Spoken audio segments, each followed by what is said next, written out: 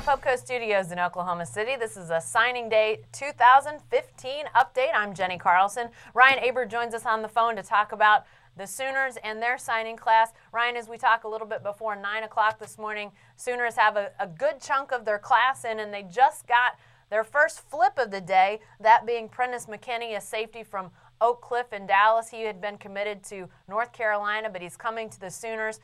What kind of impact could that have, and how big a flip is this? Well, he's a four-star guy. Rivals has him as the number 19 safety in the country.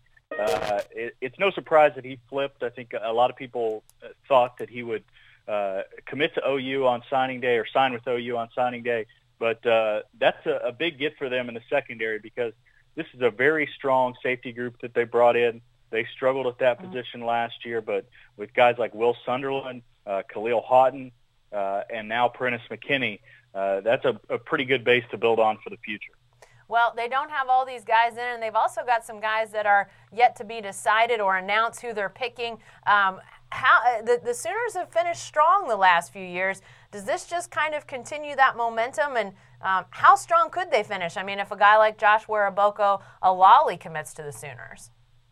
Yeah, Weraboko's the big one that's still out there on signing day, and certainly if he were to commit, that would be an even stronger finish than what they're generally used to, and they generally finish very strong.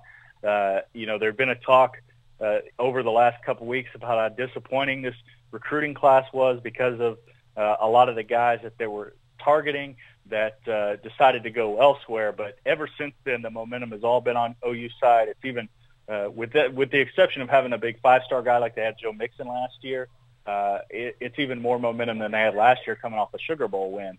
But even with bringing in this great recruiting class, have a chance to finish somewhere in the 10 to 15 range in national recruiting rankings. Those guys have to develop, and that's what remains to be seen for this team. A few names that are left out there include Dahu Green, the Westmore recent flip, who says he's going to OU. But of the guys that have signed thus far, Ryan, who do you feel like could have the biggest impact? And I'm not even talking about those mid-year guys that might be junior college guys coming in. Of these guys that are signing today, do you have a sense of who might have the biggest impact come next season? Yeah, I think I look at Ricky DeBerry at linebacker, you know, a big-time get by Jared Montgomery out of Virginia.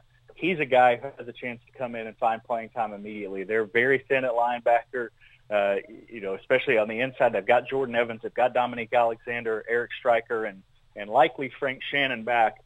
But that was a position that was very thin for them this season, and they need guys who could come in and play very quickly, and Ricky DeBerry among the two linebackers that they're going to sign today is the best. Now you look at guys that are still out there that we expect to sign. There's a couple other guys who have a chance to have a big-time impact. Antoine Stevens from Dallas Kimball, a recent commit, and Austin Seibert, the kicker, who has a chance to contribute a lot to this team next season. Yeah, you mentioned that linebacker position. Arthur McGinnis at this moment, a little before 9 o'clock on signing day, is not yet signed. He's expected to, though, but that would definitely add to the Sooners' linebacker need there. Hey, be sure to stay with the best coverage team anywhere at newsok.com and every day in the Oklahoman.